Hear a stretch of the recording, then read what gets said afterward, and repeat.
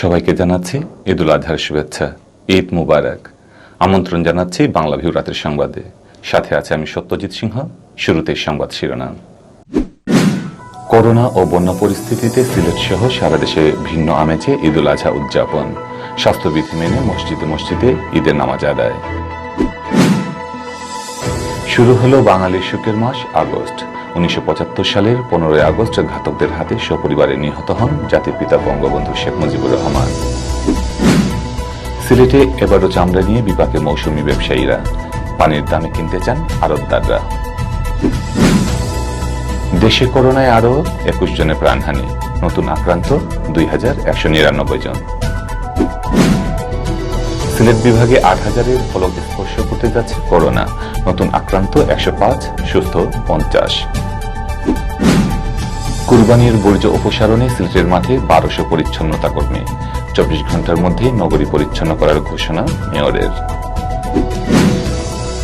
মৌলভীবাজারে সন্ত্রাসী হামলার শিকার ছাত্রলীগের কেন্দ্রীয় সহ সম্পাদক শাওন, এক হামলাকারী আটক। এতক্ষণ শুনছিলেন সংবাদ শিরোনাম, এবারে বিস্তারিত। স্বাস্থ্যবিধি মেনে ধর্মীয় মর্যাদা ও ভাবগাম্ভীর্যের মধ্য দিয়ে সিলেট সহ সারা দেশে পালিত হয়েছে ঈদুল আজহা। করোনা ও বন্যা পরিস্থিতিতে এবার ঈদুল আজহা পালিত হওয়ায় অন্যান্য বছরের মতো ছিল না আনন্দ ও উচ্ছ্বাস। সম্পূর্ণ ব্যতিক্রমী পরিবেশে পালিত হয় মুসলমানদের সবচেয়ে বড় ধর্মীয় উৎসব ঈদুল আজহা। করোনা ভাইরাস সংক্রমণ ঠেকাতে ঈদ উল ফিতরের মতো ঈদুল আজহায়ও শাহী ঈদগাহ বা কোনো খোলা মাঠে অনুষ্ঠিত হয়নি ঈদের জামাত। স্বাস্থ্যবিধি মেনে মসজিদে মসজিদে ঈদের নামাজ আদায় করেন মুসল্লিরা। নামাজ শেষে প্রাণঘাতী করোনা ভাইরাস থেকে রক্ষা পেতে মহান রব্বুল আলামিনের কাছে প্রার্থনা করেন তারা। একই সাথে বন্যার্ত মানুষের জন্য ছিল মুসল্লিদের প্রার্থনা। নামাজ শেষে মুসল্লিরা পশু কুরবানি দেন। আল্লাহর রাস্তায় এই পশু কুরবানির মাধ্যমে মূলত মুসলমানরা তাদের ত্যাগের জানান দেন। কুরবানিকৃত পশুর মাংস কেটে কুটে গরিব অসহায় ও আত্মীয় স্বজনদের মধ্যেও বন্টন করেন কুরবানিদাতারা। সিলেটে ঈদুল আজহার সবচেয়ে বড় ও প্রধান জামাত অনুষ্ঠিত হয় সকাল 8টায় হযরত শাহজালাল রহমতুল্লাহ আলাইহির দরগা মসজিদে। জামাতে ইমামতি করেন মসজিদের খতিব ও ইমাম হাফিজ মৌলানা আসজাদ আহমদ। একই সময় অনুষ্ঠিত হয় হযরত শাহপুরান রহমতুল্লাহ আলাইহির জামে মসজিদ, বন্দরবাজার কেন্দ্রীয় জামে মসজিদ, কুদরতুল্লাহ জামে মসজিদ ও ধূপাদিঘির পূর্ব পার্সিটি জামে মসজিদ সহ নগরীর বিভিন্ন মসজিদে। কুদরতুল্লাহ জামে মসজিদে সকাল 7:30টায়, 8:30 ও 9:30টায় 3টি জামাত অনুষ্ঠিত হয়। এছাড়া কিছু কিছু মসজিদে একাধিক জামাতও অনুষ্ঠিত হয়। সব ধরনের নাশকতা ও অপ্রীতিকর ঘটনা এড়াতে সকাল থেকে হযরত শাহজালাল রহমতুল্লাহ আলাইহির দরগা মসজিদ সহ বিভিন্ন মসজিদে আইন শৃঙ্খলা রক্ষাকারী বাহিনীর কড়া নজরদারি ছিল। স্বাস্থ্যবিধি নিশ্চিত করতে মুসল্লিদের সারিবদ্ধ হয়ে মসজিদে প্রবেশে সহায়তা করেন তারা। শুরু হলো বাঙালির সুখের মাস আগস্ট। এ মাসে জাতির ইতিহাসের কলঙ্কিত এক অধ্যায়ের সূচনা হয়েছিল। 1975 সালেই 15 আগস্ট মানবতার শত্রু প্রতিক্রিয়াশীল ঘাতক চক্রের হাতে বাঙালি জাতির মুক্তি আন্দোলনের মহানায়ক, সর্বপ্রকারের সর্বশ্রেষ্ঠ বাঙালি জাতির পিতা বঙ্গবন্ধু শেখ মুজিবুর রহমান সপরিবারে নিহত হন। সেদিন বঙ্গবন্ধুর সহধর্মিণী বেগম ফজিলাতুন্নেসা মুজিব, বঙ্গবন্ধুর একমাত্র ভ্রাতা শেখ আবু নাসের, জাতির জনকের জ্যেষ্ঠ পুত্র শেখ কামাল, দ্বিতীয় পুত্র শেখ জামাল ও কনিষ্ঠ পুত্র নিষ্পাপ শিশু শেখ রাসেলও ইতিহাসের এর নির্মম হত্যাকাণ্ডের শিকার হন। 75 সালের 15 আগস্ট নরপিশাচের রূপী খুনিরা জাতির জনক বঙ্গবন্ধু শেখ মুজিবুর রহমানকে হত্যা করেই ক্ষান্ত হননি। বঙ্গবন্ধু হত্যার বিচার প্রক্রিয়া বন্ধ করতে ঘৃণ্য ইনডেমনিটি আইন জারি করে। 75 সালের 15 আগস্ট থেকে দীর্ঘ 21 বছর বাঙালি জাতি বিচারহীনতার কলঙ্কের বোঝা বহন করতে বাধ্য হয়। এবছরও ঈদুল আজহায় কুরবানির পশুর চামড়ার ন্যায্য মূল্য মিলেনি। বাসায় বাসায় গিয়ে সারাদিন যেসব মৌসুমী ব্যবসায়ী চামড়া সংগ্রহ করেছিলেন, বিকেলে বিক্রি করতে এসে তাদের মাথায় হাত পড়েছে। কেনা দামের 5 ভাগেরও 1 ভাগ দাম পাচ্ছেন না তারা। আর ক্রেতারা বলছেন, ঢাকার টেনারি মালিকরা বাড়তি দামে চামড়া কিনতে না চাওয়ায় তারা কম মূল্যে কিনতে হচ্ছে। এবছর বাণিজ্য মন্ত্রণালয় ঢাকার বাইরে গরুর লবণযুক্ত চামড়ার দাম প্রতি বর্গফুট 28 থেকে 32 টাকা নির্ধারণ করেছে। সারা দেশে প্রতি বর্গফুট খাসির কাঁচা চামড়া 13 থেকে 15 টাকা এবং বকরির চামড়া 10 থেকে 12 টাকা মূল্যে নির্ধারণ করা হয়। গত বছর চামড়া কিনে ক্ষতির সম্মুখীন হলেও এবছর লাভের আশায় মৌসুমী ব্যবসায়ীরা সারাদিন বাসায় বাসায় গিয়ে চামড়া সংগ্রহ করেন। বিকেলে সেই চামড়া বিক্রির জন্য নিয়ে আসেন রেজিস্ট্রারি মাঠে, কিন্তু আড়তদারদের কাছ থেকে দাম শুনে তাদের মাথায় হাত পড়ে। আড়তদাররা আকার ভেদে চামড়ার দাম মাত্র 20 থেকে 100 টাকা দিতে চাইছেন, আর খাসির চামড়া কিনতেই চাইছেন না কেউ। এই অবস্থায় মৌসুমী চামড়া ব্যবসায়ীরা নির্বাক। এই দামের চামড়া বিক্রি করার চেয়ে সুরমা নদীতে ফেলে দেওয়াই ভালো বলে মন্তব্য তাদের। ভাই চামড়া তো ভাই 40 টাকা 50 টাকা গোটা হয়, এটা চামড়া পিছিয়ে লইয়া আনছি 500 টাকা হয়। 40 টাকা 50 টাকা গোটা এটা চামড়া কোনো বেচতাম গেলে আমরা গতবার খাইছি ওলা লস খাইছি ওরা 20,000 টাকা, এবার ওলা লস খাইছে তো ওলাও যাইব দুনিয়া। মনে করেন সরকারের রেট দেয় মনে করেন 45 টাকা ফুট, আমরা বিকিত গিয়ে 20 টাকা ফুট পাই না। আমরা কি চামড়া খরিদারি করবো আর কি করবো? একটা চামড়ার তোলে মনে করেন 150-200 টাকা খরচ হয়।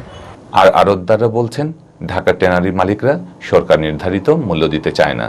এছাড়া লবণের দাম বেড়ে যাওয়ায় চামড়া প্রক্রিয়াজাতকরণেও খরচ বেশি পড়ে, তাই তারা সরকারের বেঁধে দেওয়া দামে চামড়া কিনতে পারছেন না।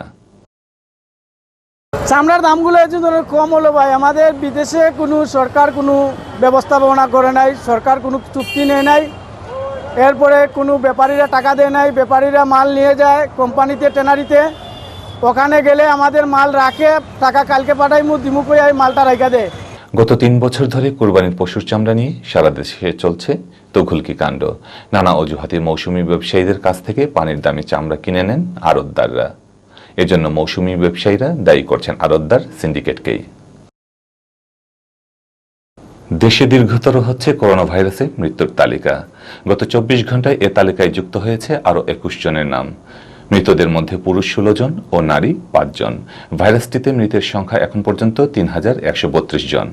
শনিবার দুপুরে করোনা ভাইরাসের বিষয়ে স্বাস্থ্য অধিদপ্তরের বুলেটিনে এ তথ্য জানান অধিদপ্তরের অতিরিক্ত মহাপরিচালক অধ্যাপক ডক্টর নাসিমা সুলতানা।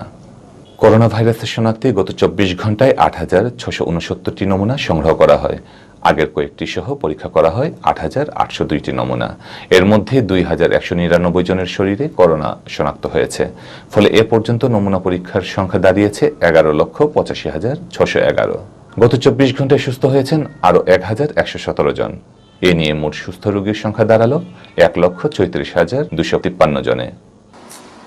24 ঘন্টায় নমুনা সংগ্রহ হয়েছে 8,669টি এবং পরীক্ষা হয়েছে পূর্বের দিনের নমুনা সহ 8,802টি। এ পর্যন্ত নমুনা পরীক্ষা হয়েছে 11,85,611টি। 24 ঘন্টায় যা নমুনা পরীক্ষা হয়েছে তাতে শনাক্ত হয়েছে 2,199 জন। বুলেটিনে জানানো হয় একদিনে নমুনা পরীক্ষার তুলনায় রোগী শনাক্তের হার 24.98%। এখন পর্যন্ত নমুনা পরীক্ষার তুলনায় রোগী শনাক্তের হার 20.23%, আর রোগী শনাক্তের তুলনায় সুস্থের হার 56.86% এবং মৃত্যুর 1.31%। 24 ঘন্টায় সুস্থ হয়েছেন 1,117 জন। এ পর্যন্ত সুস্থ হয়েছেন 1,36,253 জন। শনাক্ত বিবেচনায় সুস্থতার হার 56.81%। 24 ঘন্টায় মৃত্যুবরণ করেছেন 21 জন। এ পর্যন্ত 3,132 জন মৃত্যুবরণ করেছেন কোভিড-19 আক্রান্ত হয়ে। গত 24 ঘন্টায় মারা যাওয়া 21 জনের মধ্যে ঢাকা বিভাগের 9 জন, চট্টগ্রাম বিভাগের 3 জন, খুলনা বিভাগের 5 জন, রাজশাহী বিভাগের 1 জন, বরিশাল বিভাগের 1 জন ও ময়মনসিংহ বিভাগের 1 জন রয়েছেন। করোনা ভাইরাসে সিলেট বিভাগে গত 24 ঘন্টায় আরও 105 জন আক্রান্ত হয়েছেন। এ নিয়ে বিভাগে মৃতের সংখ্যা দাঁড়ালো প্রায় 8,000। তবে স্বাস্থ্য অধিদপ্তরের তথ্য অনুযায়ী গত 24 ঘন্টায় সিলেট বিভাগে করোনা আক্রান্ত হয়ে কেউ মারা যাননি। গত 24 ঘন্টায় যে 105 জন আক্রান্ত হয়েছেন তার মধ্যে শুধু সিলেট জেলায় 63 জন। এছাড়া সুনামগঞ্জ ও হবিগঞ্জের 21 জন করে আক্রান্ত রয়েছেন, আর এই সময়ের মধ্যে সুস্থ হয়েছেন 50 জন। শনিবার সকাল পর্যন্ত সিলেট বিভাগে যে 7,914 জন আক্রান্ত হয়েছেন তার অর্ধেকের চেয়েও বেশি সিলেট জেলার। এখন পর্যন্ত সিলেট জেলায় করোনায় আক্রান্ত হয়েছেন 4,254 জন। এছাড়া সুনামগঞ্জে 1,493 জন, হবিগঞ্জে 1,181 জন ও মৌলভীবাজারে 986 জন করোনায় আক্রান্ত হয়েছেন। শনিবার সকাল 8টা থেকে পূর্ববর্তী 24 ঘন্টায় সিলেট বিভাগে করোনা আক্রান্ত হয়ে কেউ মারা যাননি। তবে এখন পর্যন্ত মারা যাওয়ায় 146 জনের মধ্যে সিলেট জেলার 108 জন, সুনামগঞ্জের 15 জন, হবিগঞ্জের 10 জন ও মৌলভীবাজারের 13 জন। অন্যদিকে সিলেট বিভাগে 3515 জন সুস্থ হয়ে বাড়ি ফিরেছেন। এর মধ্যে সিলেট জেলার 1090 জন, সুনামগঞ্জের 1135 জন, হবিগঞ্জের 719 জন ও মৌলভীবাজারের 571 জন। সারা দেশের মতো পবিত্র ঈদুল আজহায় সিলেট নগরীতেও পশু কুরবানি দিয়েছেন মুসলিম ধর্মাবলম্বীরা। বাসাবাড়ি, অলিগলি নিজেদের সুবিধা অনুযায়ী পশু জবাই দিয়েছেন নগরবাসী। শনিবার সকাল 10:30 থেকে কুরবানির বর্জ্য অপসারণের কাজ শুরু করে সিলেট সিটি কর্পোরেশন। পরিচ্ছন্নতার কার্যক্রমে অংশ নেওয়া সিটি কর্পোরেশনের কর্মকর্তারা জানান, কুরবানির পরপরই সকাল 10:30 থেকে বর্জ্য অপসারণে 1200 পরিচ্ছন্নতা কর্মী কাজ শুরু করেন। রাতের মধ্যেই নগরী থেকে শতভাগ বর্জ্য অপসারণেও আশাবাদ ব্যক্ত করেন তারা। নগর ভবন সূত্র জানায়, দ্রুত বর্জ্য অপসারণের লক্ষ্যে নগরীর 27টি ওয়ার্ডে 1200 পরিচ্ছন্নতা কর্মীকে আগেই প্রস্তুত রাখা হয়েছিল। পুরো নগরীকে 3 ভাগে ভাগ করে সকাল থেকে কাজ শুরু হয়। কাজ পর্যবেক্ষণের জন্য সিটি কর্পোরেশনের পক্ষ থেকে 9টি টিমও গঠন করা হয়।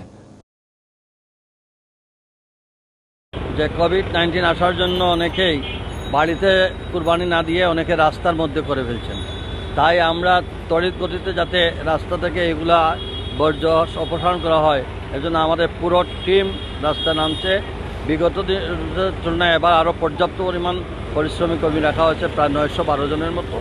মৌলভীবাজারের কুলাউড়ায় ঈদুল আজহার নামাজ পড়ে বাড়িতে স্থানীয়দের সাথে কুশল বিনিময় সময় সন্ত্রাসী হামলার শিকার হয়েছেন কেন্দ্রীয় ছাত্রলীগ সহ সম্পাদক সাইদ খান শাওন। এ ঘটনায় পুলিশ হামলাকারী একজনকে আটক করেছে।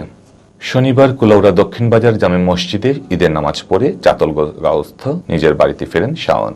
সকাল 10:30টার দিকে গ্রামের লোকজনের সাথে কুশল বিনিময়ে বের হন তিনি।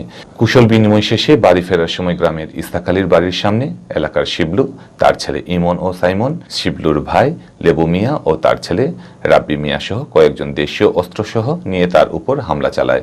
খবর পেয়ে স্থানীয় লোকজন ও পুলিশ গিয়ে শাওনকে উদ্ধার করে তাকে কুলাউড়া উপজেলা স্বাস্থ্য কমপ্লেক্সে প্রেরণ করেন। এ ঘটনায় পুলিশ শিবলুর ছেলে ইমনকে আটক করেছে।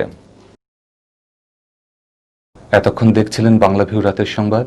কিছুক্ষণ পর প্রচারিত হবে সিলেটের আঞ্চলিক ভাষায় সংবাদ। দেখার আমন্ত্রণ রইল। সাথে থাকার জন্য ধন্যবাদ।